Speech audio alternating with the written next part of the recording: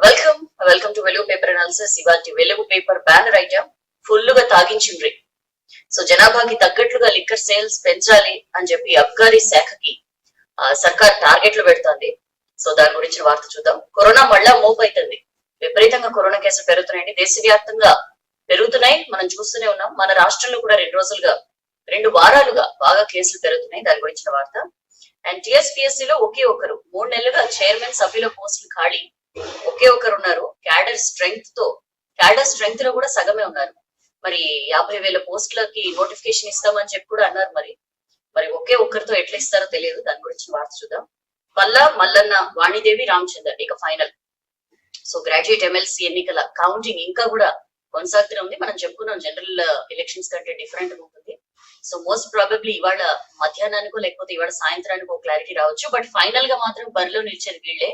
అక్కడ వరంగల్ సీట్ లో పల్లా వర్సెస్ మల్లన్నగా ఉంటే, ఇక్కడ హైదరాబాద్ సీట్ కి సంబంధించి వాణిదేవి వర్సెస్ రామచంద్రరావుగా ఉంది. దాని గురించిన వార్త. అండ్ గ్రాడ్యుయేట్లకు ఓటు వేయాలి. విపరీతంగా ఇన్వాలిడ్ ఓట్స్ చూస్తే ఇదేంటి చదువుకున్న వాళ్ళకు కూడా ఓటు వేయడం రాలేదా అని చెప్పి అక్కడున్న ఎలక్షన్ కి సంబంధించిన అధికారులే, కౌంటింగ్ అధికారులే ఆశ్చర్యపోయిన పరిస్థితి. చాలా విచిత్రాలు మనకి ఓటేసినప్పుడు గ్రాడ్యుయేట్స్ చేసినవన్నీ ఉన్నాయండి. మనం దాని గురించి కూడా లోకల్ పేజీలో చూద్దాం. సో ఇట్లాంటి బోల్డ్ అని వార్తలు వచ్చాయి వెలుగు పేపర్ లో. వెలుగు పేపర్ తో నేను వచ్చాను, మీరు కూడా వచ్చేయండి. V6 ఫేస్బుక్ పేజ్ లోకి వెళ్ళి షేర్ కొట్టి ఫోన్ పక్కన పెట్టండి, మీకు వార్తలన్నీ వినిపించేస్తాను. చలో నేనైతే స్టార్ట్ చేస్తున్నా, మీరు కూడా షేర్ కొట్టేయండి. మనం ఫస్ట్ బ్యానర్ ఐటమ్ చూద్దాం. సిటీలల్లో రాత్రి 11 అయినా సరే ఊర్లల్లో 10 దాకా కూడా వైన్స్ ఓపెన్ చేసి పెడుతుండ్రు. పొద్దు లేదు మాపు లేదు, ఎప్పుడు పడితే అప్పుడు బార్లు తెరుచుడు. ఏ ఊర్లోనే జనం పెరిగితే అక్కడ సేల్స్ పెంచుడు. ఎట్లయినా సరే మందు అమ్మాలి, గల్లా పెట్టి నింపుకోవాలి. ఇది రాష్ట్ర సర్కార్ టార్గెట్. ఎందుకంటే మనకి తెలుసు ఖజానా అంతా కూడా కరోనా ఎఫెక్ట్ తో విపరీతంగా దెబ్బతింది. అయినా సరే బడ్జెట్ ప్రవేశపెట్టడం, అందులో మనం నిన్న కూడా చెప్పుకున్నాం, బడ్జెట్ లో మెయిన్ ఆదాయ వనరులుగా దేని చూపుకున్నారంటే ఆస్తులు, భూములు అమ్మడం, అలాగే ల్యాండ్ కి సంబంధించి రిజిస్ట్రేషన్, ల్యాండ్ వాల్యూ పెంచడం, వీటి మీద, అండ్ ఇంకొకటి లిక్కర్ సేల్స్ మీద.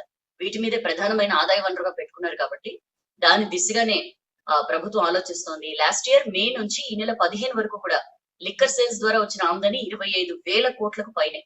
దీన్ని వచ్చే ఆర్థిక సంవత్సరంలో మరొక 4,390 కోట్లు పెంచి ఓవరాల్ గా రౌండ్ ఫిగర్ 30,000 కోట్లు టార్గెట్ తో బడ్జెట్ లో సర్కార్ దీన్ని టార్గెట్ గా పెట్టుకుంది అని చెప్పి మనం చూసినాం. ఉమ్మడి నల్గొండ జిల్లాలో 276 లిక్కర్ షాప్స్ ఉన్నాయండి. పెరుగుతున్న జనాభాకు అనుగుణంగా ఏటా లిక్కర్ సేల్స్ పెంచాల్సిందేనని చెప్పి అబ్కారీ ఆఫీసర్లు ప్రతి నెల కూడా టార్గెట్లు పెంచుతూ పోతున్నారు. సో 2019 డిసెంబర్ లో 195 కోట్ల మద్యం అమ్మకాలు జరిగితే అది కాస్త పెరిగి 2020 డిసెంబర్, అంటే మొన్న డిసెంబర్ వచ్చేసరికి 304 కోట్లకు చేరింది. అంటే ఏడాది తిరిగేసరికి ఆ నెల లిక్కర్ ఇన్కమ్ 109 కోట్లు, అంటే సుమారు 56% పెరిగింది. ఈ స్థాయిలో అమ్మకాలు పెంచేందుకు 276 లిక్కర్ షాపుల పరిధిలో ఏకంగా 15,000 బెల్ట్ షాపులు ఏర్పాటాయని చెప్పి ఒక సీనియర్ ఎక్సైజ్ ఆఫీసర్ చెప్పారు. మరంతే లిక్కర్ సేల్స్ పెంచాలంటే వీధికి ఒక బెల్ట్ షాప్ పెట్టాల్సిందే. సో తాగించండి, బాగా తాగించండి. జనాభా ఎట్లా పెరుగుతున్నదో దానికి తగ్గట్ల లిక్కర్ సేల్స్ పెంచాలి అని చెప్పి అబ్కారీ శాఖకు రాష్ట్ర సర్కార్ ఇస్తున్న డైరెక్షన్ అని చెప్పి మనకి క్లియర్ గా అర్థమవుతోంది. సర్కార్ ఆదేశాలకు అనుగుణంగానే అబ్కారీ శాఖ కూడా జిల్లాల వారీగా నెల టార్గెట్లు పెంచుతూ పోతోంది. ప్రతి నెల వైన్ షాపులకి దాదాపు 10 నుంచి 20% అదనపు స్టాక్ ని సప్లై చేస్తోంది. అదే రేంజ్ లో సర్కార్కి ఆదాయం కూడా పెరుగుతుంది. అండ్ సప్లై చేసిన స్టాక్ ని కంపల్సరీ ఖతం చేయాల్సిందేనని చెప్పి కూడా వాళ్ళకి టార్గెట్లు పెడుతోంది. 2019-20 ఆర్థిక సంవత్సరంలో మద్యం అమ్మకాల ద్వారా 17,010 కోట్లు వచ్చిందండి రాష్ట్ర ప్రభుత్వానికి. అదే 2020-21 ఆర్థిక సంవత్సరం మార్చి 15 వరకు, మార్చి 15 ఎందుకంటున్నా అంటే తర్వాత లాక్డౌన్ పెట్టింది కాబట్టి 15 వరకు 25,120 కోట్లు వచ్చింది. అంటే అదనంగా 8,110 కోట్లు వచ్చింది అనమాట. 48% ఎక్స్ట్రా వచ్చింది. సో లిక్కర్ ఎంత ఎక్కువగా అమ్ముడవుతోందో సంవత్సరానికి మనం అర్థం చేసుకోవచ్చు. మధ్యలో మందు రేట్లు పెంచిండ్రు 11 నుంచి 16%. వాస్తవానికి కరోనా వల్ల మార్చి 23 నుంచి సుమారు 2 నెలల పాటు లిక్కర్ షాపులు మూతపడ్డాయి. ఆ తర్వాత వైన్ షాప్స్ ఓపెన్ అయ్యాయి. ఆ 2 నెలల్లోనే 4,000 కోట్ల వరకు అబ్కారీ శాఖకి నష్టం వాటిల్లింది. అంటే వైన్ షాప్స్ బంద్ ఉన్న టైంలో. అంటే కరోనా లేకపోతే కనుక లాస్ట్ ఇయర్ మనం ఈ టార్గెట్ ఏదైతే 30,000 కోట్ల టార్గెట్ ఏదైతే పెట్టుకున్నదో సర్కార్, అది రీచ్ అయ్యేది. కరోనా వల్ల అది రీచ్ కాలేకపోయింది. సో దాన్ని ఈ ఇయర్ కవర్ చేయాలని చెప్పి టార్గెట్ గా పెట్టుకుందని చెప్పి చూస్తున్నాం. దాని గురించి లోకల్ పేజీలో చూద్దాం. కరోనా మళ్ళీ పెరుగుతోందండి. రాష్ట్రంలో రోజు రోజుకి పెరుగుతున్నాయి. శుక్రవారం ఒక్కరోజే కేసుల సంఖ్య 300 దాటింది. చివరిసారిగా జాన్ 12న 331 కేసులు వచ్చాయి. మళ్ళీ ఇప్పుడు ఆ స్థాయిలో కేసులు వచ్చాయని చెప్పి చూస్తున్నాం. బుధవారం నుంచి గురువారం దాకా 313 మందికి వైరస్ సోకింది. గ్రేటర్ హైదరాబాద్ పరిధిలో 47 మందికి, అలాగే జిల్లాల్లో 266 మందికి పాజిటివ్ వచ్చిందని చెప్పి మనం ఈ ఆర్టికల్లో చూడొచ్చు. గ్రేటర్ కంటే కూడా జిల్లాల్లో బాగా కేసులు పెరుగుతున్నాయండి. ఎందుకంటే రకరకాల కార్యక్రమాలని, చావని, ఇంకోటని మొత్తానికి అందరూ కూడా ఒక చోట గుమికూటంతో ఎక్కువగా కేసుల సంఖ్య పెరుగుతోంది. స్కూళ్లలో అయితే పదుల సంఖ్యలో విపరీతంగా స్టూడెంట్లు కరోనా బారిన పడుతున్నారు. యాదాద్రి జిల్లాలో 27 మందికి పాజిటివ్ వచ్చింది. అందులో 12 మంది స్టూడెంట్సే ఉన్నారు. స్కూళ్ళు అవి బాగా తెరుచుకోవడంతో మరింతగా పెరుగుతోంది. జగిత్యాల జిల్లాలో కూడా 17 మంది స్టూడెంట్స్ కి కరోనా వచ్చింది. 5 టీచర్లకు కూడా కరోనా సోకింది. సో రాష్ట్రంలో మొత్తం కేసుల సంఖ్య 3,02,360కి చేరగా ఇందులో 2,98,262 మంది కోలుకున్నట్లు చెప్తున్నారు. అయితే మనం అక్కడ ఫోటో చూడొచ్చు. ఆసిఫాబాద్ జిల్లా కాగజ్ నగర్ లో స్టూడెంట్స్ కి కరోనా టెస్టులు చేస్తున్నారు సిబ్బంది. సో మరి నాట్ ఓన్లీ తెలంగాణ అండి, మహారాష్ట్రలో విపరీతంగా పెరిగిపోతుంది. అక్కడ చాలా కొత్త రూల్స్ కూడా పెడుతున్నారు. అక్కడ ఏం పెడుతున్నారో మనం లోకల్ పేజీలో చూద్దాం. దీని గురించి కూడా లోకల్ పేజీలో మనం కంటిన్యూషన్ చూద్దాం. టీఎస్పీఎస్సీలో ఒకే ఒకరు ఇప్పుడు రాష్ట్రంలో సర్కార్ కొలువుల్ని భర్తీ చేసే తెలంగాణ రాష్ట్ర పబ్లిక్ సర్వీస్ కమిషన్ టీఎస్పీఎస్సీ అక్కడే కొలువులు భర్తీ అయితలేవు. ఇంకా రాష్ట్రంలో కొలువులు ఎట్లా భర్తీ చేస్తారనేది క్వశ్చన్ మార్క్ గా ఉంది. కమిషన్ ముందుండి నడిపించాల్సిన చైర్మన్ తో పాటు సభ్యులు కూడా కరువయ్యారు. ప్రస్తుతం అక్కడ ఒకే ఒక్క సభ్యుడు ఉన్నారు టీఎస్పీఎస్సీలో. శాంక్షన్డ్ క్యాడర్ లో సగం మంది మాత్రమే రెగ్యులర్ స్టాఫ్ ఉన్నారు. ఉన్న సిబ్బందిపై పని భారం విపరీతంగా పెరుగుతోంది. రాష్ట్రం ఏర్పడిన తర్వాత 2014 డిసెంబర్ 18న టీఎస్పీఎస్సీ చైర్మన్ గా గంటా చక్రపాణిని నియమించారు. అప్పుడు బోల్డ్ అంత మంది సభ్యులను అక్కడ నియమించారు. కళకళలాడేది టీఎస్పీఎస్సీ. అప్పుడు సి విఠల్, చంద్రావతి, మతీనుద్దీన్ ఖాద్రి వీళ్ళందరినీ కూడా సభ్యులుగా ప్రభుత్వం నియమించింది. ఏడాది కాలంలో మరో 8 మంది కమిషన్ మెంబర్స్ ని కూడా రిక్రూట్ చేసింది. సో చాలా బాగుండేది అప్పట్లో. ఆ తర్వాత ఒక్కొక్క మెంబర్ పదవీ కాలం ముగియడంతో అట్లా పదవీ కాలం ముగుస్తూ వస్తుంది. వాళ్ళ ప్లేస్ లో ఎక్కడ ఎవరిని కూడా నియమించలేదు. చివరికి కమిషన్ చైర్మన్ మొన్న డిసెంబర్ 17న గంటా చక్రపాణి కూడా ఆయన పదవీ కాలం కూడా ముగిసింది. ఆ టైంలో ఎవరైతే మెంబర్స్ గా ఇద్దరు మిగిలారు, కృష్ణారెడ్డి, సాయిలు. వారిలో కృష్ణారెడ్డికే ఇన్ఛార్జ్ చైర్మన్ గా బాధ్యతలు ఇచ్చారు. అయితే ఆయన పదవీ కాలం కూడా మొన్న గురువారంతో ముగిసింది. సో ఇంకా సాయిలు ఒక్కరే మిగిలారు కమిషన్ లో అని చెప్పి మనం చూస్తున్నాం. ఖాళీగా ఉన్న సుమారు 50,000 పోస్టులు భర్తీ చేస్తామని చెప్పి ఈ మధ్య సీఎం కేసీఆర్ చెప్పారు. 3 నెలల క్రిందట ఈ మధ్య అంటే. అయితే వీటిలో సగం వరకు కూడా టీఎస్పీఎస్సీ ద్వారానే భర్తీ చేయాలి. టీఎస్పీఎస్సీ ద్వారా భర్తీ చేయాలంటే మొత్తం వాటికి సంబంధించిన లెక్కలు తీయాలి, నోటిఫికేషన్లు ఇవ్వాలి. ఇవన్నీ ఇవ్వాలంటే ఒక పెద్ద ప్రాసెస్. మరి ప్రాసెస్ జరగాలంటే టీఎస్పీఎస్సీ లో అక్కడ కమిషన్ లో సరైన సంఖ్య ఉండాలి, సభ్యుల సంఖ్య. బట్ ఒకే ఒక్కరు ఉన్నారు. మరి ఈ నోటిఫికేషన్ల జారీకి కమిషన్ సభ్యుల ఫోరం కూడా కీలకం. అంతమంది లేకపోతే ఒకే ఒక్క మెంబర్ ఉండడంతో ఈ నోటిఫికేషన్ల జారీ కష్టమేనని చెప్పి ఆఫీసర్స్ చెప్తున్నారు. డిసెంబర్ లో టీఎస్పీఎస్సీ చైర్మన్ గా రిటైర్డ్ ఐపీఎస్ ను నియమిస్తున్నట్లుగా సర్కార్ లీకులు ఇచ్చింది. కానీ ఇప్పటికీ కూడా ఆ పోస్ట్ తో పాటు మెంబర్లని నియమించకపోవడంపై పెద్ద ఎత్తున విమర్శలు వస్తున్నాయి. ఇట్లయితే పోస్టుల భర్తీ ఎట్లా అని చెప్పి కూడా క్వశ్చన్స్ రైజ్ అవుతున్న పరిస్థితి. దాని గురించి కూడా లోకల్ పేజీలో చూద్దాం. ఇక గ్రాడ్యుయేట్ ఎమ్మెల్సీ ఎలక్షన్స్ కి సంబంధించిన అప్డేట్స్ ఇంకా వస్తూనే ఉన్నాయండి. మనం లాస్ట్ ఇన్ఫర్మేషన్ అందినంత వరకు చూద్దాం. మొదటి ప్రాధాన్యత ఓట్లతో ఫలితం తేలలేదు మనం చెప్పుకున్నాం. సో నిన్నటి నుంచి రెండో ప్రాధాన్యత ఓట్ల లెక్కింపు స్టార్ట్ అయింది. అంటే మనం చెప్పుకున్నట్లు తక్కువ ఓట్లు ఎవరికైతే వస్తాయో ఆ తక్కువ ఓట్లు వచ్చిన వాళ్ళని ఎలిమినేట్ చేస్తూ పోతారనమాట.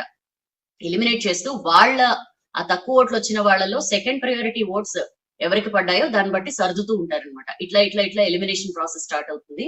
ఈ ఎలిమినేషన్ ప్రాసెస్ శుక్రవారం నిన్న అర్ధరాత్రి వరకు వరంగల్లో 62 మంది, హైదరాబాద్ లో 58 మందిని ఎలిమినేట్ చేశారు. ఇప్పటికి ఇంకా ఎలిమినేషన్స్ బాగా పెరిగి ఉంటాయి. సో హైదరాబాద్ లో అల్టిమేట్ గా ఏంటంటే మనకి కనిపిస్తున్నది క్లియర్ గా, హైదరాబాద్ లో వాణిదేవి వర్సెస్ రామచంద్రరావు, వరంగల్ సీట్ లో పల్లా వర్సెస్ మల్లన్న, ఫైనల్ గా వీళ్ళే ఉంటారు. సో వీరి సెకండ్ ప్రయారిటీ ఓట్లతో మెయిన్ గా ముందు నుంచి కూడా గట్టి పోటీ ఇచ్చారు. అక్కడేమో ప్రొఫెసర్ కోదండరాం, ఇక్కడేమో ప్రొఫెసర్ నాగేశ్వర్. సో వీళ్ళ సెకండ్ ప్రయారిటీ ఓట్స్ ఎవరికి పడ్డాయి అనే దాని మీద గెలుపు అవకాశాలు ఆధారపడి ఉన్నాయి. సో దాని గురించి మనం లోకల్ పేజీలో చూద్దాం. అయితే గ్రాడ్యుయేట్లు అందరూ డిగ్రీలు, పీజీలు చేసిన గ్రాడ్యుయేట్స్ అందరూ మొన్న ఓట్లు వేసిండ్రు కదా. అయితే చాలా మందికి వీళ్ళలో ఎంతో మంది ప్రభుత్వ, ప్రైవేట్ ఉద్యోగస్తులు ఉన్నారు, బిజినెస్లు చేస్తున్న వాళ్ళు ఉన్నారు, రకరకాల పోస్టులో ఉన్న వాళ్ళు కూడా ఉన్నారు. కానీ వేల మందికి ఓటేయడం రాలా. ప్రయారిటీ ప్రకారం ఓటేయడంలో బాగా కన్ఫ్యూజ్ అయ్యారు. ఈ క్రమంలో విచిత్రమైన తప్పులు చేశారు. మనం ఇన్వాలిడ్ ఓట్స్ ఒకసారి చూస్తే హైదరాబాద్, రంగారెడ్డి, మహబూబ్ నగర్ కి సంబంధించి 3,58,348 ఓట్లు పోలయ్యాయండి. 21,309 ఓట్లు చెల్లల. మనం చూస్తూనే ఉన్నాం, రౌండ్ కి కనీసం 3,000కు పైగానే చెల్లని ఓట్లు వస్తున్న పరిస్థితి. అంటే 5.94%. పోలైన ఓట్లలో 5.94%, అంటే సుమారు 6% ఓట్లు చెల్లల. ఇక వరంగల్, ఖమ్మం, నల్గొండ విషయంకి వస్తే పోలైన ఓట్లు 3,87,969 అయితే చెల్లని ఓట్లు 21,636. సేమ్ ఇక్కడ కూడా 5.57%. ఇక్కడ చెల్లలేదు ఓట్లు. మొత్తం 2 చోట్ల కలుపుకుని 7,46,317 ఓట్లు పోల్ అయితే 42,945 ఓట్లు చెల్లని ఉన్నాయి. అంటే 5.75%, 5.75% ఓట్లు చెల్లలేదు. మరి ఏంటి, ఎలాంటి తప్పులు చేశారు గ్రాడ్యుయేట్స్? దాని గురించి మనం లోకల్ పేజీలో చూద్దాం. సెకండ్ పేజ్ కి వద్దామండి. సెకండ్ పేజ్ కి వస్తే కరోనా మళ్ళీ మోపు అవుతుంది, బాగా పెరుగుతున్నాయండి కరోనా కేసులు. అక్కడ మనం ఫోటో చూడొచ్చు. మెదక్ జిల్లా పాపనపేట మండలం ఏడుపాయల వనదుర్గ భవానీ మాత ఆలయ ఈవో 3 సిబ్బందికి కరోనా వచ్చింది. సో ఈ నెల 25 దాకా ఆలయాన్ని మూసేస్తున్నట్లుగా ప్రకటించారు. సో ఆలయం బయట నుంచే భక్తులు అక్కడ దర్శనం చేసుకుంటుంది మనం చూడొచ్చు. సో హెల్త్ డిపార్ట్మెంట్ అలర్ట్ అయిందండి, మళ్ళీ టెస్ట్ల సంఖ్యను పెంచింది. బుధవారం రాత్రి నుంచి గురువారం రాత్రి వరకు 62,972 టెస్టులు చేసింది. యాక్చువల్లీ వైరస్ భయంతో మళ్ళీ జనాలు క్యూ కడుతున్నారు. 15 రోజుల క్రితం వరకు టెస్ట్లకి ఎవరు ముందుకు రాకపోయింది. బట్ ఇప్పుడు మళ్ళీ కేసులు పెరుగుతుండడంతో ఎవరికి వాళ్లే వచ్చి టెస్టులు చేయించుకుంటున్నారని చెప్పి స్టాఫ్ కూడా చెప్తున్న పరిస్థితి. అండ్ దవాఖానలో కూడా ఇన్పేషెంట్ల సంఖ్య బాగా పెరుగుతోంది. ప్రభుత్వ ప్రైవేట్ దవాఖాన డాక్టర్లు చెప్తున్నారు డిసెంబర్ జనవరితో పోలిస్తే ఇన్పేషెంట్ల సంఖ్య 3 పెరిగిందంట. దాన్ని బట్టి మనం అర్థం చేసుకోవచ్చు చాప కింద నీరులా కరోనా విజృంభిస్తోందని చెప్పి. అండ్ వీళ్ళలో కూడా ఎక్కువగా కోమార్బిడ్ కండిషన్స్ ఉన్న వాళ్ళు, వృద్ధులు ఎక్కువ ఉంటున్నారని చెప్పి కూడా చెప్తున్నారు. స్కూళ్లలో అయితే విపరీతంగా కరోనా భయం పట్టి పీడిస్తోందండి. యాదాద్రి జిల్లాలో 27 మందికి వచ్చింది. వీళ్ళలో 12 మంది స్టూడెంట్స్ ఉన్నారు. అండ్ జగిత్యాల భవానీ నగర్ లోని సాంఘిక సంక్షేమ శాఖ బాలికల రెసిడెన్షియల్ స్కూల్లో 17 మంది స్టూడెంట్స్ కి, 5 టీచర్స్ కి కరోనా సోకింది. అలాగే రాజన్న సిరిసిల్ల జిల్లా కోనరావుపేటలోని కేజీబీవీ స్కూల్లో 62 మందికి టెస్టులు చేస్తే 15 మంది స్టూడెంట్స్ కి కరోనా సోకినట్లుగా తేలింది. ఇట్లా చాలా చోట్ల కేంద్రం చెప్తోంది TTTA మంత్రం దీనికి. టెస్టింగ్, ట్రేసింగ్, ట్రీటింగ్ ఈ 3 కంపల్సరీగా చేయాలని చెప్పి అన్ని రాష్ట్రాలకి కేంద్రం మరొకసారి సూచించిన పరిస్థితి. జనాలు మాస్కులు, శానిటైజర్లు వినియోగించకపోవడం, ఇష్టం వచ్చినట్లుగా గ్యాదర్ అవ్వడం, ఏముందులే కరోనా అని చెప్పి లైట్ తీసుకోవడంతో మళ్ళీ విపరీతంగా స్ప్రెడ్ అవుతోంది అని చెప్పి కూడా కేంద్రం చెప్తోంది. ఖచ్చితంగా ఇవన్నీ జనాలు పాటించేలా చేయాలి ప్రభుత్వాలు. అట్ ద సేమ్ టైం టెస్ట్ల సంఖ్య బాగా పెంచాలి అని చెప్పి కూడా కేంద్రం రాష్ట్రాలకి సూచిస్తున్న పరిస్థితి. ఇప్పుడు 4 రకాల కరోనా వేరియంట్స్ ఉన్నాయండి మన దేశంలో. మనకి తెలుసు UK strain, UK variant 1, UK variant 2, south African variant 1 and Brazil variant. ఈ 4 వేరియంట్స్ మన దేశంలో ఉన్నట్లుగా కేంద్రం చెప్పింది. సో అలసత్వం వద్దు అని చెప్పి పబ్లిక్ హెల్త్ డైరెక్టర్ శ్రీనివాసరావు కూడా సూచిస్తున్నారండి. తగ్గిపోయింది కరోనా అన్న అలసత్వం ఎట్టి పరిస్థితుల్లో వద్దు. మెల్లగా కేసులు పెరుగుతున్నాయి, కట్టడి చేసేందుకు అన్ని విధాలా ప్రయత్నిస్తాం. బట్ ప్రజలు కూడా సహకరించాలి. మాకు మీరు ఫిజికల్ డిస్టెన్సింగ్ పాటించకుండా, మాస్కులు పెట్టుకోకుండా తిరిగితే కరోనాను కంట్రోల్ చేయడం చాలా కష్టం అని చెప్తున్నారు. బాగా అవసరమైతే తప్ప గ్యాదరింగ్స్ కి వాటికి దూరంగా ఉండాలి అని చెప్పి కూడా సూచిస్తున్నారు. ఇప్పటిదాకా 90% ఏసిమ్టమాటిక్, మైల్డ్ సింటమాటిక్ కేసులే ఉన్నాయి. అందుకనే ఎక్కువగా స్ప్రెడ్ అవుతోంది కూడా. ఏమాత్రం అనుమానం ఉన్నా వెంటనే టెస్ట్ చేయించుకోండి. టెస్ట్ చేయించుకోవడం వల్ల మీరు దూరంగా ఉంటారు కాబట్టి సమూహాలకి వైరస్ స్ప్రెడ్ అవ్వకుండా ఉంటుంది అని చెప్పి కూడా వారు సూచిస్తున్న పరిస్థితి. సో దాని గురించిన వార్త. ప్రసాద్ స్కీమ్ లో భద్రాద్రిని చేర్చండి అని చెప్పి కేంద్రానికి ఎంపీ సురేష్ రెడ్డి విజ్ఞప్తి చేశారు. మనకు తెలుసు ఆధ్యాత్మిక ప్రాంతాల్ని పర్యాటకంగా మరింత అభివృద్ధి చేయడానికి కేంద్రం ప్రసాద్ అనే స్కీమ్ తీసుకొచ్చింది. అందులో భద్రాద్రిని చేర్చి నిధులు ఇవ్వాలి అని చెప్పి కేంద్రానికి ఎంపీ సురేష్ రెడ్డి విజ్ఞప్తి చేశారు. దాని గురించిన వార్త. ఒకే ఒక్కరు ఫస్ట్ పేజ్ కంటిన్యూషన్. సో ప్రస్తుతం TSPSC లో సాయిలు ఒక్కరే, కమిషన్ మెంబర్ ఒక్కరే ఉన్నారు కాబట్టి ఆయన పదవీ కాలం నవంబర్ 1 కి పూర్తవుతుంది. APPSC నుంచి 128 మంది తెలంగాణ క్యాడర్ TSPSC కి అలాట్ అయ్యారండి. దీంట్లో ఖాళీగా ఉన్న అడిషనల్ సెక్రటరీ కానీ, డెప్యూటీ సెక్రటరీ కానీ, సెక్షన్ ఆఫీసర్ పోస్టులు కలిపి ప్రభుత్వం అప్గ్రేడ్ చేసింది. మొత్తంగా TSPSC లో 165 క్యాడర్ స్ట్రెంగ్త్ ఏర్పడింది. దీంట్లో రిటైర్మెంట్స్ పోను ప్రస్తుతం 85 మంది వరకు రెగ్యులర్ ఎంప్లాయీస్ మిగిలారు. మిగిలిన పోస్టులన్నీ కూడా ఖాళీగానే ఉన్నాయి. వీటిలో కొన్ని స్థానాల్లో అవుట్ సోర్సింగ్ సిబ్బంది పనిచేస్తున్నారు. అయితే జూనియర్ అసిస్టెంట్, అలాగే record assistant, assistant section officer పోస్టులతో పాటు ఇంకా 4th క్లాస్ పోస్టులు అన్ని కూడా ఖాళీగా ఉన్నాయని చెప్పి చూస్తున్నాం. ఎన్నిసార్లు చెప్పారు కమిషన్ సజావుగా జరగాలి అంటే, కమిషన్ పని సజావుగా సాగాలి అంటే ఖచ్చితంగా అదనపు స్టాఫ్ అవసరం. 150 మంది వరకు అదనపు స్టాఫ్ అవసరం అని చెప్పి అనుమతి ఇవ్వాలని చెప్పి ఇదివరకే TSPSC ప్రభుత్వాన్ని కోరింది. బట్ ప్రభుత్వం ఎక్కడ కూడా పట్టించుకోలేదు. సో తాజాగా కనీసం 60 పోస్టులను ఇవ్వాలని చెప్పి కోరినట్లు తెలుస్తోంది. ఉన్న సిబ్బందితో పని చేయించడం చాలా కష్టంగా మారింది అని చెప్పి తన ఇయర్లీ రిపోర్ట్ లో కూడా కమిషన్ చెప్పిన పరిస్థితి. మరి ఇప్పుడు ఏం చేస్తారో తెలీదు. దాని గురించిన వార్త. రాష్ట్రంలో 3 రోజులు వానలు పడతాయట. తేలికపాటి వర్షాల నుంచి ఒక మోస్తరు కురవచ్చని చెప్పి వాతావరణ కేంద్రం చెప్తోందండి. ఆదిలాబాద్, కుమ్రం భీం, నిర్మల్, మంచిర్యాల, నిజామాబాద్, జగిత్యాల, కరీంనగర్ జిల్లాల్లో అక్కడక్కడ ఉరుములు మెరుపులతో వర్షాలు పడొచ్చు అని చెప్పి చెప్పింది. దాని గురించిన వార్త. ఫుల్ గా తాగించుండ్రి. సో టార్గెట్ రీచ్ కాకుంటే ఆఫీసర్లపై చర్యలు తీసుకుంటున్నారట. పెరుగుతున్న జనాభాకి తగ్గట్లుగా లిక్కర్ టార్గెట్ ని ప్రతి సంవత్సరం 10 నుంచి 20% పెంచాలని చెప్పి సర్కార్ ఆదేశిస్తోంది అబ్కారీ శాఖకి. ఫర్ ఎగ్జాంపుల్ లాస్ట్ జనవరి కంటే ఈ ఏడాది జనవరిలో కనీసం 10 నుంచి 20% స్టాక్ ని ఎక్కువగా అమ్మాలని చెప్పి ఎక్సైజ్ ఆఫీసర్లకు టార్గెట్ పెట్టిందట.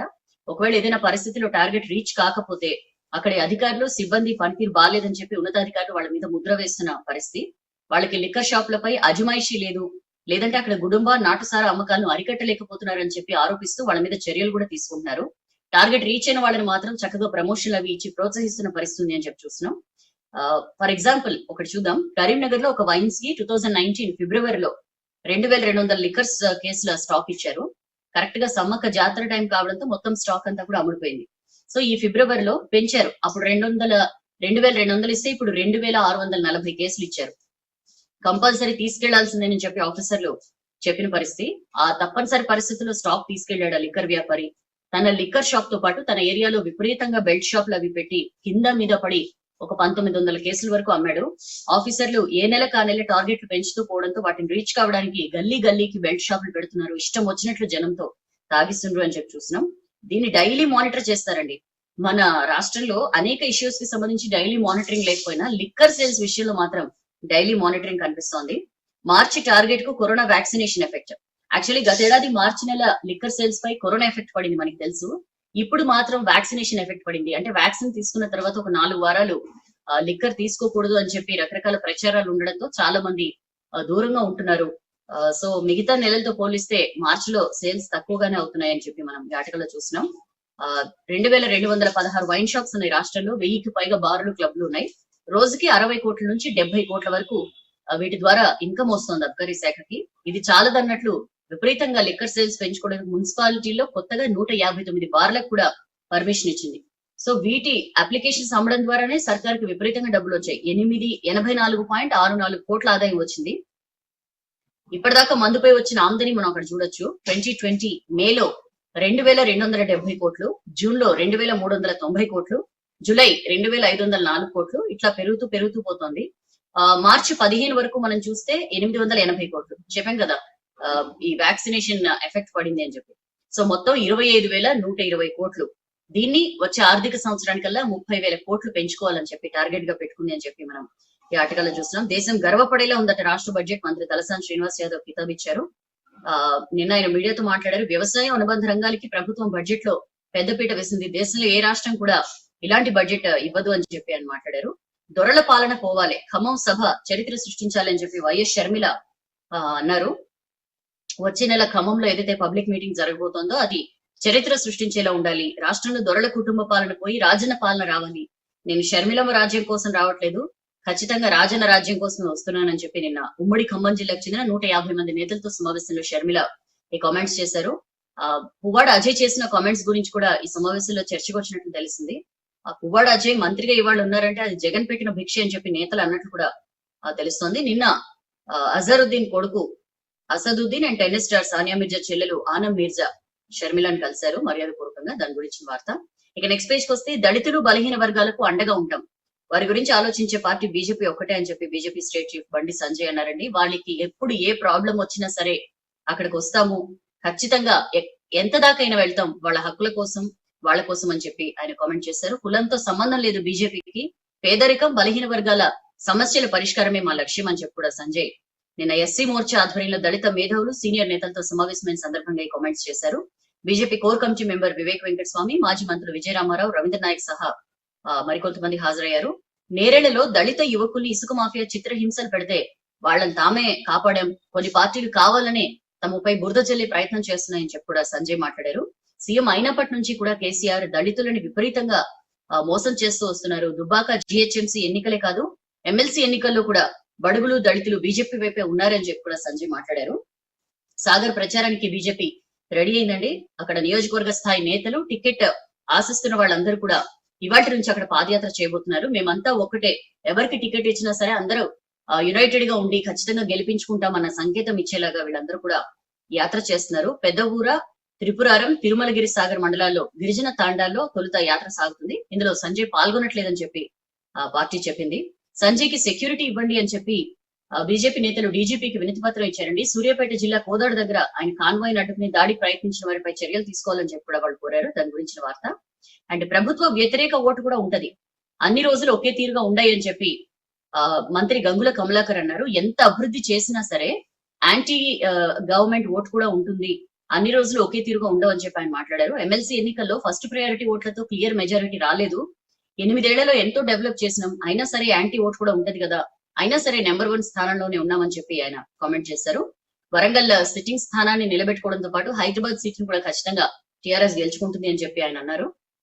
ప్రజల్లో ఎక్కడ కూడా కేసీఆర్ మీద అభిమానం చెక్కు చెదరలా, గ్రాడ్యుయేట్స్ అంతా కూడా టీఆర్ఎస్ వెంటే ఉన్నారు అని చెప్పి ఈ ఫలితాలు చూస్తే అర్థమవుతుంది అని చెప్పి కూడా అంటున్నారు. అండ్ షర్మిలను క్వశ్చన్ చేశారండి. పోలవరం ముంపు సాకుతో ఏవైతే లాక్కున్నారో 7 మండలాలను వాటిని వెనక్కి తీసుకొచ్చి ఇక్కడి గోడలో అనిపించుకోవాలని చెప్పి సవాల్ చేశారు. అక్కడి నుంచే పాదయాత్ర స్టార్ట్ చేయాలని చెప్పి కూడా ఆయన అన్నారు. దాని గురించిన వార్త.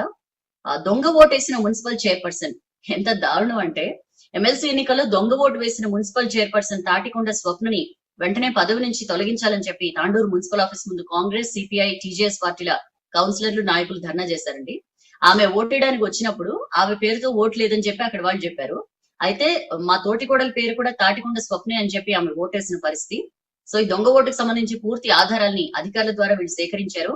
రాష్ట్ర ఎన్నికల అధికారితో పాటు జిల్లా కలెక్టర్ కూడా ఆమె మీద ఫిర్యాదు చేశారు. సో దాని గురించిన వార్త. ఓట్లు వేసుడు ఇట్లనేనా, గ్రాడ్యుయేట్లపై వాణిదేవి అసహనం. టిఆర్ఎస్ అభ్యర్థి వాణిదేవి అసహనం వ్యక్తం చేశారండి.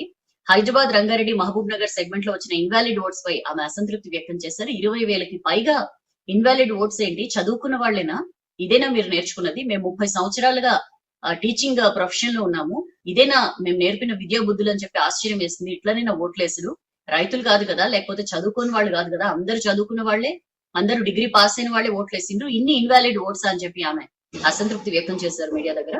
సీఎం కేసీఆర్, కేటీఆర్ తో మాట్లాడారా అని చెప్పి అడిగితే ఎవరితో టచ్ లో లేనని చెప్పి ఆమె చెప్పారు. టీఆర్ఎస్ పై వ్యతిరేకత లేదు అని చెప్పడానికి ఈ ఓట్లే, తనకు వచ్చిన ఓట్లే సాక్ష్యం అని చెప్పి కూడా వాణిదేవి అన్నారు. దాని గురించిన వార్త.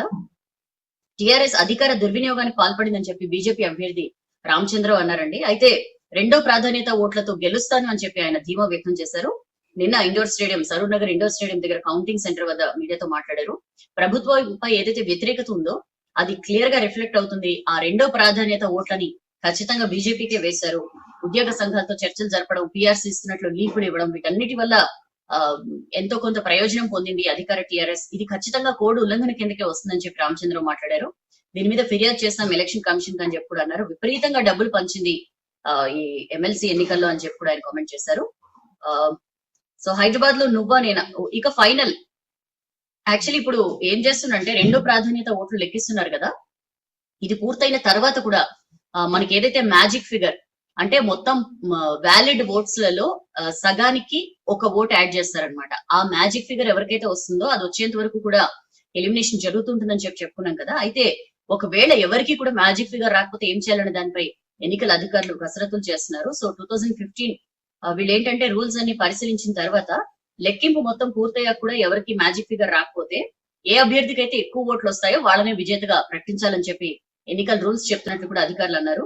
సో 2015 లో కూడా ఎమ్మెల్సీ ఎలక్షన్స్ లో కోటా రాకపోవడంతో అత్యధిక ఓట్లు వచ్చిన వాళ్ళని విజేతగా ప్రకటించారట. సో ఎలిమినేషన్ ప్రాసెస్ పూర్తయ్యాక ఏ అభ్యర్థికి ఎక్కువ ఓట్లు వస్తాయో వారిని విజేతగా ప్రకటించే ఛాన్స్ ఉందని చెప్పి కూడా అధికారులు అంటున్నారు. వాణిదేవి, రామచంద్రరావు మధ్య టఫ్ ఫైట్ హైదరాబాద్ సిటీకి సంబంధించి కనిపిస్తోంది. ఓట్ల తేడా కేవలం 8,065 మాత్రమే. కేవలం అని ఎందుకు అంటున్నానంటే ఇక్కడ సెకండ్ ప్రయారిటీ ఓట్స్ లెక్కింపులో ఇప్పుడు ఎలిమినేషన్ జరుగుతూ వస్తోంది. ఎలిమినేషన్ ఎప్పుడైతే ఎమ్మెల్సీ నాగేశ్వర్ దగ్గరకు వస్తుందో అప్పుడు ఎందుకంటే నాగేశ్వర్ కి 53,610 ఓట్లు ఉన్నాయండి. కాంగ్రెస్ అభ్యర్థి చిన్నారెడ్డికి 31,554 ఓట్లు. వీళ్ళిద్దరూ థర్డ్, ఫోర్త్ ప్లేసెస్ లో ఉన్నారు.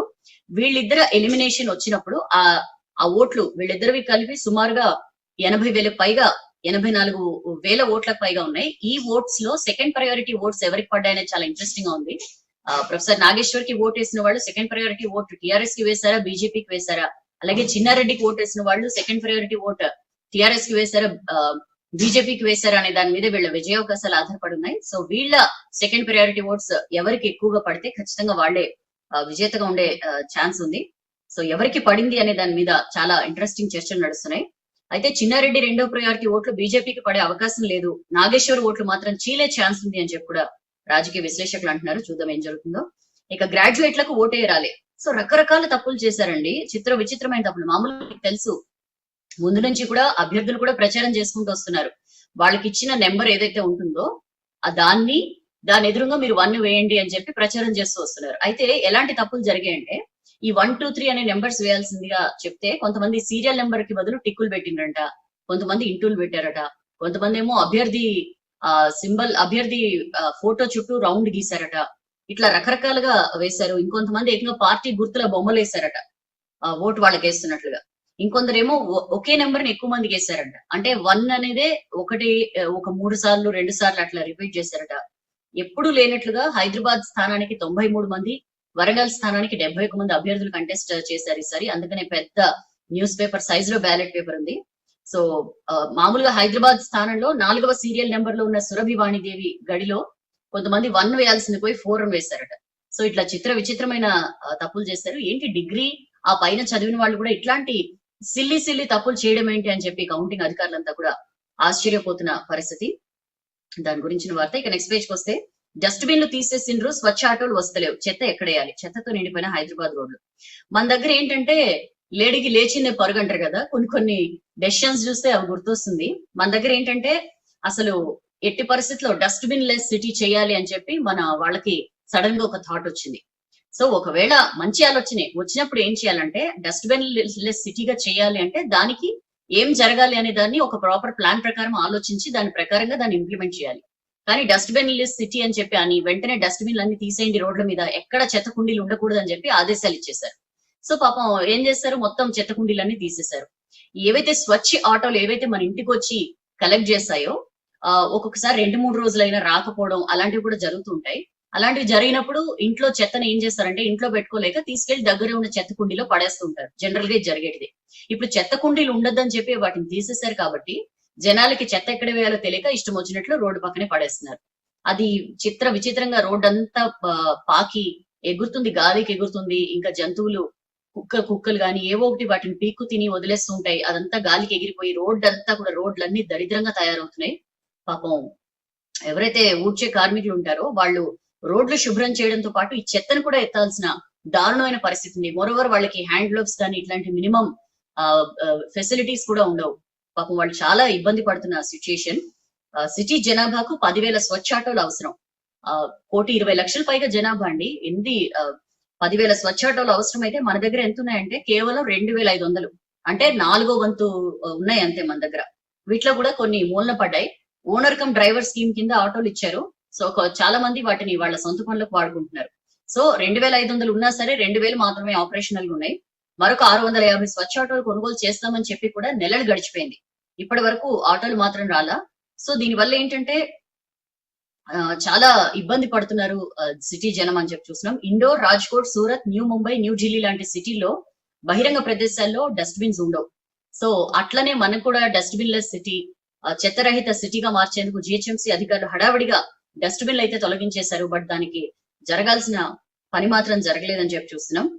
బల్దియా కార్మికులపై దీని మీద విపరీతమైన పనిభారం పడుతోంది. వాళ్ళు రోడ్ల మీద పేరుకుపోయిన ఈ చెత్తను కూడా ఎత్తాల్సి వస్తోందని చెప్పి చూస్తున్నాం. ఒక బల్కంపేటకి చెందిన స్వాతి చెప్తున్నారు, చెత్త తీసుకెళ్లే ఆటో ఎప్పుడు కూడా టైంకి రాదు. కొన్నిసార్లు 3 రోజులకు ఒకసారి వస్తుంది.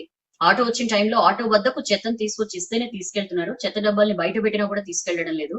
కనీసం డస్ట్బిన్ లోనైనా చెత్త వేద్దామంటే వాటిని తీశారు. చెత్తను తీసుకెళ్లేందుకు ఆటోలు డైలీ వస్తే మాకు ఇబ్బంది ఉండదు అని చెప్పి. సో దాని గురించిన వార్త మనం అక్కడ ఫోటో చూస్తే మనకి పరిస్థితి అంతా అర్థమవుతుంది. నీరజ్ అనే ప్రైవేట్ ఎంప్లాయీ ఇల్లు రెడ్ హిల్స్ లో ఉంటది. అక్కడ చెత్త ఆటో వస్తలేదు. సో డైలీ చెత్తను తీసుకొచ్చి ఎంఎన్జే క్యాన్సర్ హాస్పిటల్ గోడ పక్కన డస్ట్బిన్ లో వేసేవాడు. అక్కడ ఉన్న చెత్త డబ్బాలు తీసేయడంతో 4 రోజులుగా రోడ్ల పైన వేస్తున్నాడు. ఇది ఒక్కరి పరిస్థితే కాదండి. హైదరాబాద్ లో ఏ రోడ్లు చూసినా మనకి ఇట్లనే ఎక్కడికక్కడ కుప్పలుగా పేరుకుపోయిన చెత్త కనిపిస్తూ ఉంటది. దాని గురించిన వార్త. అర్హత ఉన్న మహిళలే దొరకలేదా? సోషల్ సెక్యూరిటీ బోర్డులో ఒక మహిళకి ఛాన్స్ ఇవ్వడంపై హైకోర్టు అసహనం వ్యక్తం చేసింది. ప్రభుత్వ కౌంటర్లో పూర్తి వివరాలు లేవని కూడా ఫైర్ అయింది. ఈ అసంఘటిత కార్మికుల సంక్షేమం కోసం ఏదైతే ఏర్పాటు చేశారో సామాజిక భద్రతా మండలి, అందులో మెంబర్ గా ఒకే ఒక్క మహిళకు అవకాశం కల్పించడంపై ఆశ్చర్యపోయింది హైకోర్టు. దాని గురించిన వార్త. అండ్ కాంట్రాక్ట్ లెక్చరర్ల జీతాల్లో కోతలు వద్దు అని చెప్పి ఇంటర్ బోర్డు సెక్రటరీకి ఎమ్మెల్సీ నర్సిరెడ్డి విజ్ఞప్తి చేశారు. దాని గురించిన వార్త. దళిత సాధికారత పథకం ఎమ్మెల్యేలు చెప్పిన వాళ్ళకి మొన్న మన బడ్జెట్ లో దళిత్ ఎంపవర్మెంట్ స్కీమ్ అని చెప్పి ఒక 1000 కోట్లు కేటాయించారు కదా ఆ స్కీమ్ కింద. సో అందులో లబ్ధిదారుల ఎంపిక పూర్తిగా ఎమ్మెల్యేల చేతికే ఇచ్చారు. ఎమ్మెల్యేలు చెప్పిన వాళ్ళకే వాళ్ళు సూచించిన వాళ్ళకి స్కీమ్ ప్రయోజనాలు అందేలా రూల్స్ తయారు చేయాలని చెప్పి సర్కార్ కూడా భావిస్తోంది. దీనికి సంబంధించి అధికారులు కసరత్తు కూడా స్టార్ట్ చేసిండ్రు. దళిత యువతి యువకులకు పారిశ్రామిక ఇతర రంగాల్లో ప్రోత్సహించేందుకు 100% 100% సబ్సిడీతో ఆర్థిక సాయం అందించబోతున్నారు. ఆల్మోస్ట్ ఇప్పుడు షాదీ ముబారక్ కి సంబంధించి కూడా ఎమ్మెల్యేలు సంతకాలు చేసిన వాళ్ళకే మొత్తం ఆ చెక్కులన్నీ కూడా ఎమ్మెల్యేలకి వెళ్తున్నాయి. ఎమ్మెల్యేల ద్వారానే అది లబ్ధిదారులకు వెళ్తుంది. సేమ్ అట్లానే దళిత ఎంపవర్మెంట్ స్కీమ్ కూడా ఎమ్మెల్యేలు చెప్పిన వాళ్ళకి ఇవ్వాలని చెప్పి దాని గురించిన వార్త. పట్టిసీమ నుంచి ఏపీ 100 టీఎంసీలు తరలిస్తోంది. సో 100 టీఎంసీలకు పైగా పట్టిసీమ నుంచి గోదావరి నీళ్లను ఏపీ తరలిస్తోందని చెప్పి తెలంగాణ సాక్షి సిడబ్ల్యూసీ మాజీ చైర్మన్ ఘన్శ్యామ్ ఝా తెలిపారండి. ఈ ప్రాజెక్టు పోలవరంలో భాగం కాదు అని చెప్పి అన్నారు. జస్టిస్ బ్రజేష్ కుమార్ నేతృత్వంలో కృష్ణా ట్రైబ్యునల్ ఏడాదిన్నర తర్వాత దీని మీద విచారణ జరిపింది. బుధవారం నుంచి శుక్రవారం దాకా ఈ విచారణ జరిగింది. ఇందులో తెలంగాణ సాక్షి చెప్పిన వివరాలు 2015 లో లోక్సభలో ఒక క్వశ్చన్ అడిగితే కేంద్ర జలశక్తి శాఖ స్పష్టమైన సమాధానం ఇచ్చిందని చెప్పి కూడా తెలంగాణ సాక్షి చెప్పారు. పోలవరం ప్రాజెక్ట్ లో పట్టిసీమ అంతర్భాగం కాదు, దాని ద్వారా 100 టీఎంసీలకు పైగా నీటిని తరలించేలా శాశ్వత పనులు చేస్తున్నారని చెప్పి ఆన్సర్ చెప్పారు అని చెప్పి కూడా ఆయన మాట్లాడారు. ఏప్రిల్ 28 నుంచి తిరిగి క్రాస్ ఎగ్జామినేషన్ స్టార్ట్ చేస్తారు. దాని గురించిన వార్త. సీజన్ రాకముందే కల్తీ విత్తనాల దందా. రాష్ట్రంలో కల్తీ పత్తి విత్తనాల దందా విపరీతమైన జోరందుకుంది. సీజన్ ఇంకా ప్రారంభం కాకముందే చాలా జిల్లాల్లో ఇప్పటి నుంచే అక్రమ రవాణా సాగుతోందని చెప్పి ఆటకలో చూసినాం. ఏపీ, మహారాష్ట్ర నుంచి కల్తీ పత్తి విత్తనాలు, నిషేధిత విత్తనాలు గుట్టు చప్పుడు కాకుండా తరలిపోతున్నాయి మార్కెట్ కి. రాష్ట్రంలో పత్తి సాగు గణనీయంగా పెరుగుతోంది. సో దీన్ని ఆసరాగా తీసుకుని వ్యాపారులు కల్తీ పత్తి విత్తనాలు, నిషేధిత పత్తి విత్తనాలు అంటగడుతున్నారు అని అమాయక రైతులకు అని చెప్పి మనం ఈ ఆటకలో చూస్తున్నాం. చాలా అక్రమంగా ఏపీలోని కర్నూలు, ప్రకాశం జిల్లాల నుంచి ఆదిలాబాద్, ఆసిఫాబాద్, మంచిర్యాల, మహబూబ్ నగర్, గద్వాల్ జిల్లాల్లో కల్తీ విత్తనాలు సరఫరా జరుగుతోందండి. గత వారం మంచిర్యాల జిల్లా తాండూరులో లారీలో తరలిస్తున్న 50 బస్తాల్లో కల్తీ పత్తి విత్తనాల ప్యాకెట్లు బయటపడ్డాయి. అయితే పత్తి విత్తనాలకి డిమాండ్ వల్లే అక్రమాలు జరుగుతున్నాయని చెప్పి మనం ఈ ఆటకలో చూస్తున్నాం. వ్యవసాయ శాఖ టాస్క్ ఫోర్స్ కమిటీల పర్యవేక్షణతో కల్తీ విత్తనాలకు అడ్డుకట్ట వేయడానికి ప్రయత్నాలు చేసినా సరే చాప కింద నీరులో ఈ దందా కొనసాగుతున్న పరిస్థితి. విపరీతమైన డిమాండ్ ఉంది రాష్ట్రంలో పత్తి విత్తనాలకి. సో అందుకనే ఈ కల్తీ విత్తనాల దందా కూడా జోరందుకుంది అని చెప్పి మనం ఈ ఆటకల్లో చూస్తున్నాం.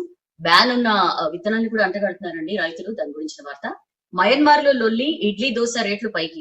సంక్షోభంతో ఆగిపోయిన మినుముల దిగుమతి. మయన్మార్ లో ఎట్లాంటి గొడవలు జరుగుతున్నాయో మనం చూస్తున్నాం. అక్కడ కాల్పుల్లో వందలాది మంది చనిపోతున్న పరిస్థితి కూడా.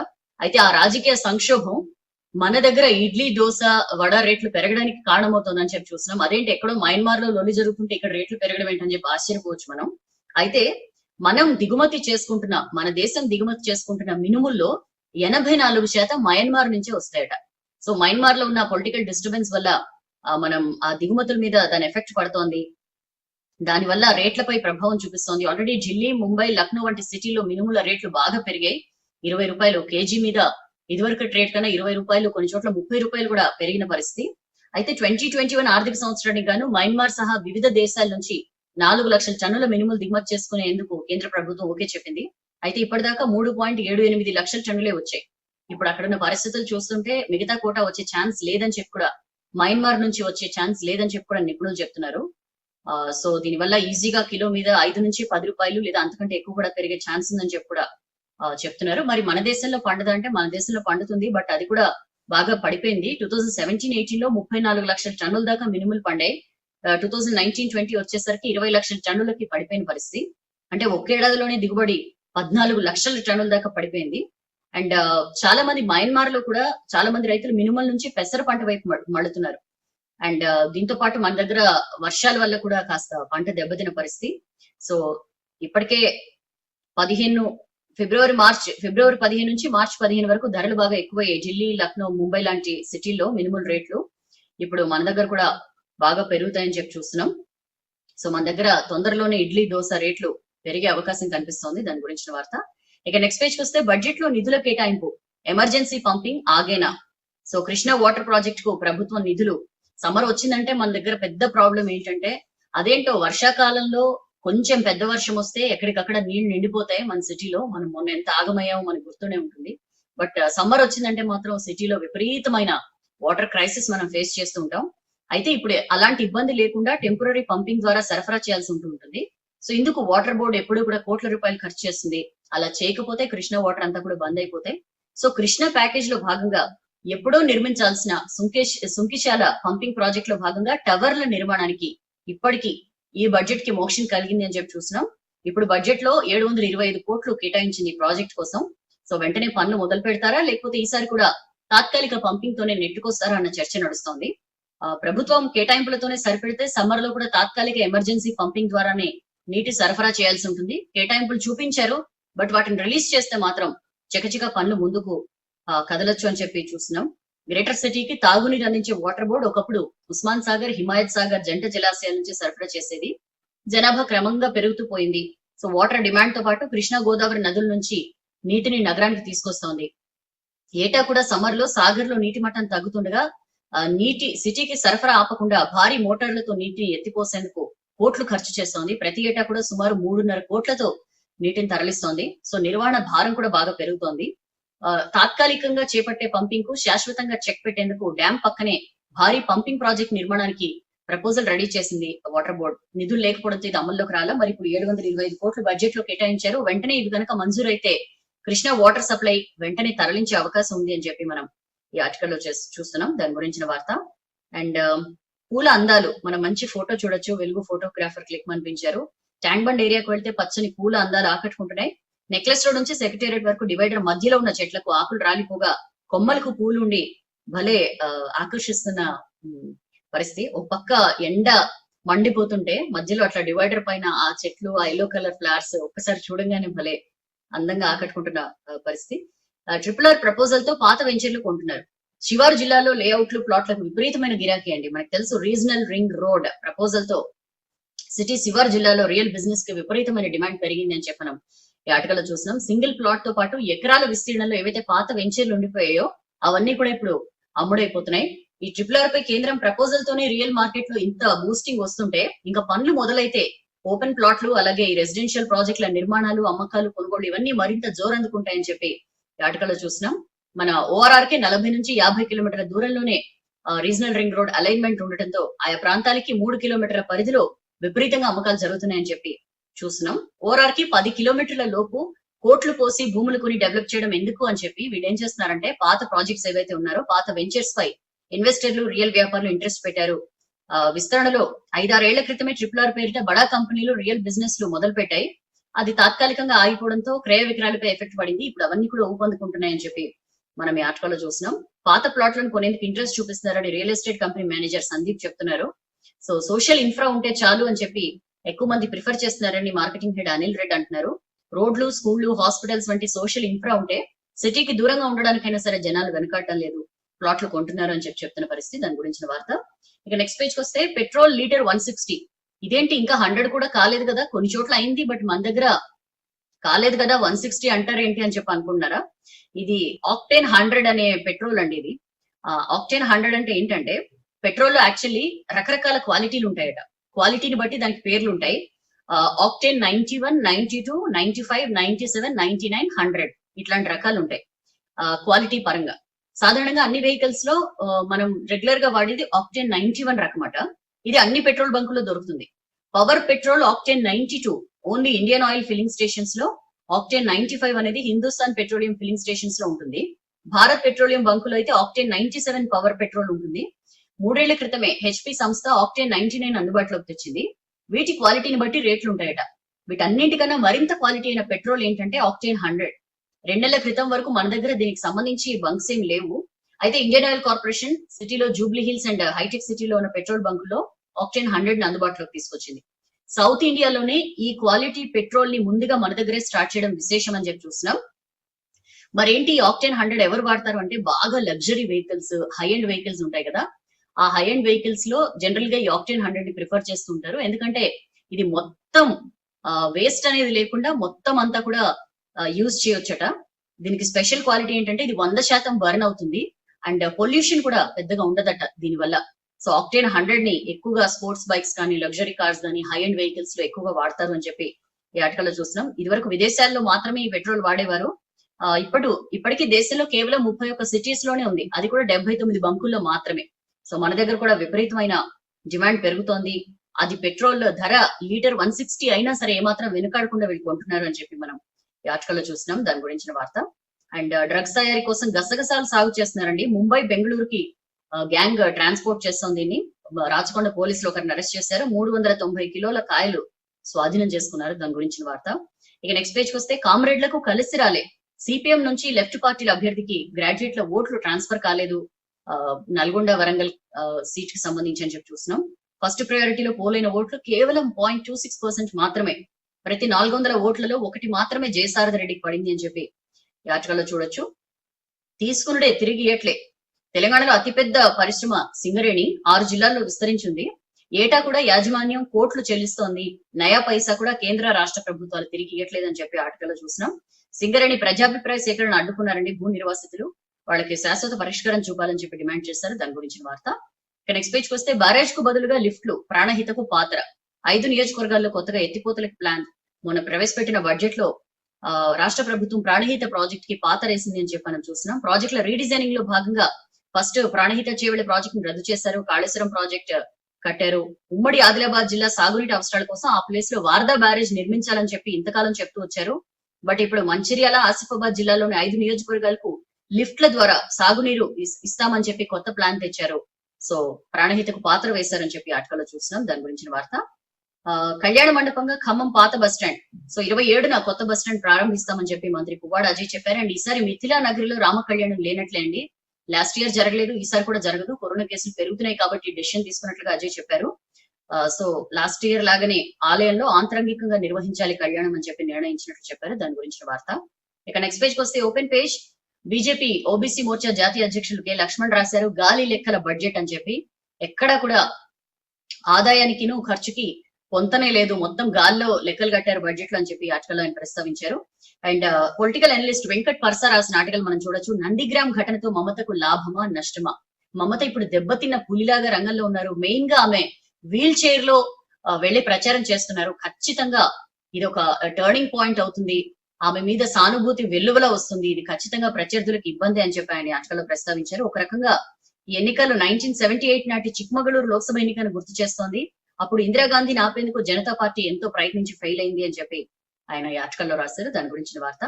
ఇక నెక్స్ట్ పేజ్ కి వస్తే థియేటర్లు, ఆఫీసుల్లో పర్మిషన్ సగం మందికే. సో మహారాష్ట్రలో కేసులు బాగా పెరుగుతున్నాయి, కరోనా కేసులు. సో అక్కడ కొత్త రూల్స్ పెట్టింది మహారాష్ట్ర.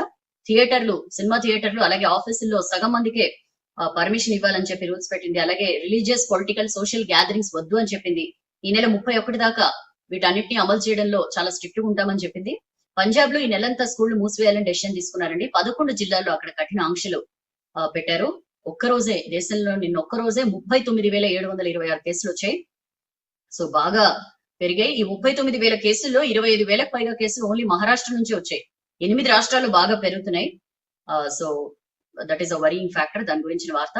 అయితే లాక్డౌన్ ఒక ఆప్షనే అని చెప్పి సీఎం ఠాక్రే అంటున్నారు. ఒక ఆప్షన్ లానే చూస్తున్నాం లాక్డౌన్ ని. కరోనా గైడ్ లైన్స్ ని జనాలంతా స్వచ్ఛందంగా పాటిస్తూ ఉంటే లాక్డౌన్ అవసరం రాదు. బట్ ఇప్పుడు అదొక ఆప్షనే. గైడ్ లైన్స్ పాటిస్తూ వైరస్ ని అరికట్టడానికి ప్రజలంతా సహకరిస్తారని అనుకుంటున్నానని చెప్పి అంటున్నారు. అండ్ అక్టోబర్ లోనే వుహాన్ లో కరోనా. మనందరికీ కూడా 2019 డిసెంబర్ లో మొదటి కేసు నమోదైనట్లుగా మనకు తెలుసు. బట్ ఏంటంటే అక్టోబర్ లోనే వుహాన్ లో కరోనా వైరస్ ఉండిందంట. ఫస్ట్ కేసు కి 2 నెలల ముందు నుంచే వైరస్ ఉనికి ఉందని చెప్పి అమెరికా సైంటిస్టులు ఇప్పుడు తేల్చారు. అప్పట్లో జనాల దగ్గరికి రాలేదట. డిసెంబర్ నుంచే జనాలకు సోకింది అని చెప్పి కూడా వాళ్ళు చెప్పారు. వ్యాక్సినేషన్ డ్రైవ్ ను పొడిగిస్తామని హెల్త్ మినిస్టర్ హర్షవర్ధన్ వెల్లడించారండి. దేశంలో ఇప్పటి వరకు 3.5 కోట్ల నుంచి 4 కోట్ల మందికి టీకాలు వేశారు. సో వ్యాక్సినేషన్ డ్రైవ్ ను ముందు పొడిగిస్తామని చెప్పి హెల్త్ మినిస్టర్ చెప్పారు. దాని గురించిన వార్త. ఎయిర్లైన్స్ కెపాసిటీ తగ్గిస్తాం 80% అని చెప్పి విమానయాన శాఖ మంత్రి హర్దీప్ సింగ్ పూరి చెప్పారు. దాని గురించిన వార్త. వాట్సాప్ కొత్త ప్రైవసీ పాలసీని ఆపండి అని చెప్పి ఢిల్లీ హైకోర్టులో కేంద్రం అఫిడవిట్ వేసింది. వాట్సాప్ పాలసీ ఐటీ రూల్స్ కి విరుద్ధం అని చెప్పి కూడా స్పష్టం చేసింది. దాని గురించిన వార్త. అండ్ దుర్యోధనులు, దుశ్శాసనులు మనకు వద్దని చెప్పి బెంగాల్ ఎన్నికల ర్యాలీలో బీజేపీ లీడర్స్ పై మమత ఫైర్ అయ్యారు. దాని గురించిన వార్త. అండ్ నెక్స్ట్ పేజ్ కి వస్తే మనం బిజినెస్ పేజ్ కి వద్దాం. బిజినెస్ పేజ్ లో చాలా మంది కరోనా టైంలో మిడిల్ క్లాస్ వాళ్ళు గరీబులు అయినరు అని చెప్పి ఒక రిపోర్ట్ వెల్లడించిందండి. 3.2 కోట్ల మందికి కరోనా శాపం.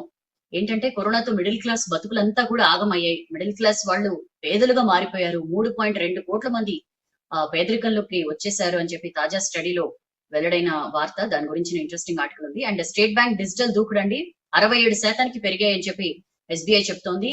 ఎస్బీఐ యోనో ద్వారా రోజు 40,000 సేవింగ్స్ అకౌంట్స్ జారీ చేస్తున్నారట. State bank chairman Dinesh khara దానికి సంబంధించిన వివరాలు చెప్పారు. దాని గురించిన వార్త.